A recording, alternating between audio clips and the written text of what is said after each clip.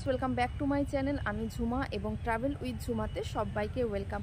आशा करছি তোমরা সবাই ভালো আছো আর আমিও খুব ভালো আছি। তো চলে এসেছি আবারও একটা নতুন জায়গায়, সেটা হচ্ছে গান্ধী মিউজিয়াম। আমাদের ওয়েস্ট বেঙ্গলের মধ্যে একমাত্র কিন্তু এই জায়গাতেই এই গান্ধী মিউজিয়ামটা রয়েছে। তো আজকে চলে এসেছি এই গান্ধী মিউজিয়ামে।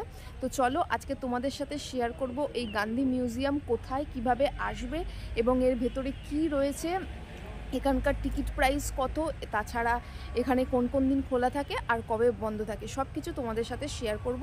তো আজকের ভিডিওটা চলো পুরোটা তোমরা দেখতে থাকো স্কিপ না করে। প্রথমেই বলি এখানে কিভাবে আসতে হবে। যেখান থেকেই আসুক না কেন আপনাকে নামতে হবে ব্যারাকপুর স্টেশন। ব্যারাকপুর স্টেশন থেকে আপনারা অটো কিংবা বাসে করে চলে আসুন ধোবিঘাট। অটোতে 20 টাকা এবং বাসে কিন্তু 10 টাকা ভাড়া পড়বে। ধোবিঘাট থেকে একটুখানি হাঁটলেই কিন্তু আপনি এই মিউজিয়ামটা দেখতে পাবেন।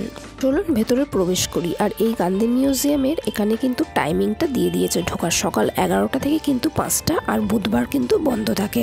আর টিকিট প্রাইস হচ্ছে 10 টাকা, আর যদি ফরেনার হয় তাহলে কিন্তু 50 টাকা। আপনাদের আরও একবার বলে রাখি, এই গান্ধী মিউজিয়াম কিন্তু ওয়েস্ট বেঙ্গলের মধ্যে একমাত্র এই ব্যারাকপুরেই রয়েছে, এছাড়া কিন্তু আর কোথাও নেই। এখানে আসলে কিন্তু আপনারা দেখতে পেয়ে যাবেন গান্ধীজির জীবনের সমস্ত কাহিনীর গল্পগুলো। এখানে কিন্তু সমস্ত জিনিস সুন্দরভাবে গুছিয়ে রেখে দিয়েছে, আপনারা গেলে সেগুলো কিন্তু সমস্ত ভালোভাবে দেখতে পারবেন। আমাদের এক নজরে চলুন এই মিউজিয়ামের বাইরেটা একটু ঘুরে দেখিয়ে নিই। ভীষণই সুন্দর কিন্তু এখানে গাছপালা দিয়ে চারিদিকটা সুন্দরভাবে সাজিয়েছে। আর এখানে একটা দেখতে পাচ্ছ স্ট্যাচু মতন রয়েছে, এখানে ওটা কিন্তু গান্ধীজির স্ট্যাচু রয়েছে।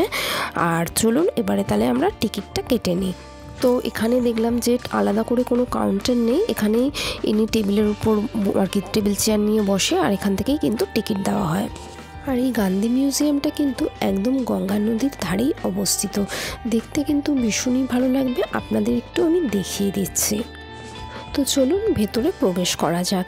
তার আগে বলে দিই এখানে কিছু রুলস রয়েছে। আপনারা কিন্তু এই মিউজিয়ামের ভেতরে ফটোগ্রাফি করতে পারবেন, কিন্তু আপনারা কিন্তু ভিডিওগ্রাফি করতে পারবেন না। তার জন্য কিন্তু আপনাদের স্পেশাল পারমিশন এবং পে করতে হবে।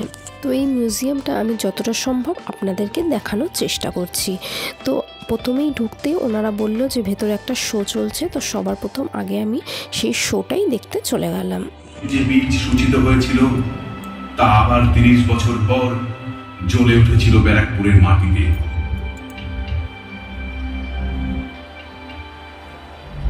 1857 সাল ব্যারাকপুরের ইতিহাসে যুক্ত হলো স্বাধীনতা সংগ্রামের সেই অবিস্মরণীয় ঘটনা, যেখান থেকে অঙ্কুরিত হয়েছিল স্বাধীন ভারত গড়ার স্বপ্ন।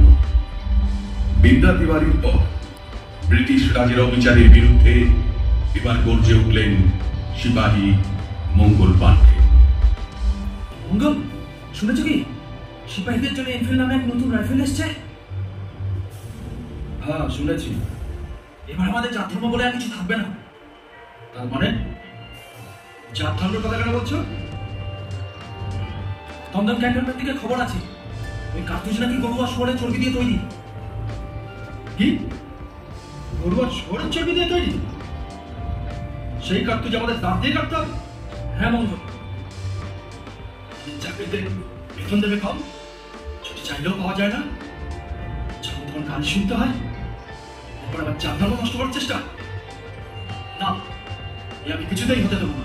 আমাকে নিয়ে যাওয়া হলো প্যারেড গ্রাউন্ডে।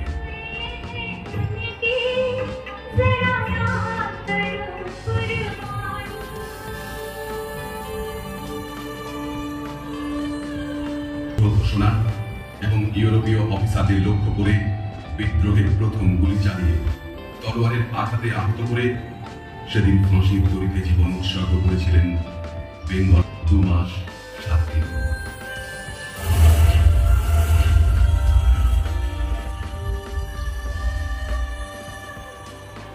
আর এই শোটাতেই দেখিয়ে দিয়েছিল যে ব্যারাকপুরে যে যুদ্ধটা হয়েছিল প্রথম, তখনকার থেকে আর মানে মঙ্গল পাণ্ডের ফাঁসি কিভাবে হলো সেটাই। তো তারপরে চলে এলাম পাশের একটা রুমে, সেখানে গান্ধীজির সমস্ত এরমভাবে স্ট্যাচু থেকে শুরু করে সব কিছু সুন্দরভাবে কিন্তু সাজানো রয়েছে। তখনকার দিনের রেশম সুতো কীরকমভাবে হয়েছে আর সমস্ত ডিটেলস কিন্তু তার পাশে এভাবে লিখে রাখা হয়েছে। আর তার পাশেই আছে আচার্য নন্দলাল বশীকৃত গান্ধী স্তম্ভ। তারপর গান্ধীজি যে চরকায় করতো, আর এটা একটা রয়েছে, এটা কিন্তু অডিও ভার্সন শোনা যাবে এই পুরো ঘটনাটা। এখানে আপনারা আসলে কিন্তু দেখতে পাবেন গান্ধীজির একদম ছোটোবেলা থেকে শুরু করে কিন্তু গান্ধীজির মানে মৃত ছাই পর্যন্ত সমস্ত জিনিস কিন্তু এখানে রয়েছে। এখানে আর একটা রুম রয়েছে যেখানে কিন্তু রয়েছে গান্ধীজির মৃত ভস্ম, যেটার কিছুটা রয়েছে একটা পাত্রে করে, কিন্তু সেই রুমটাতে কিন্তু কোনো ফটোগ্রাফি বা ভিডিওগ্রাফি করার অ্যালাউ নেই। তারপর এখানে কতগুলো আপনারা বাড়ির মতন দেখতে পাচ্ছেন, এগুলো কিন্তু বাড়ি নয়, এগুলো আশ্রম। গান্ধীজি কিন্তু এই আশ্রমগুলোকে প্রতিষ্ঠা করেছিলেন, কিছু কিছু আশ্রমে এসে উনি থেকেছিলেন, সেই সমস্ত কিন্তু এইখানে তুলে ধরা হয়েছে। এরপর দেখতে পাবেন গান্ধীজি যখন এরোবা জেলে ছিলেন তখন এই শঙ্কর ধাতুর জলের পাত্র করেই কিন্তু জল খেত। এরপর আপনারা দেখতে পাবেন গান্ধীজির ব্যবহার করা সমস্ত বাসনপত্র, চীনামাটির সাদা বাটি, চীনামাটির এই যে লাল গামলা, তারপরে 1947 সালের কালো পাথরের গামলা, এটা সবজির জন্য ব্যবহার হতো।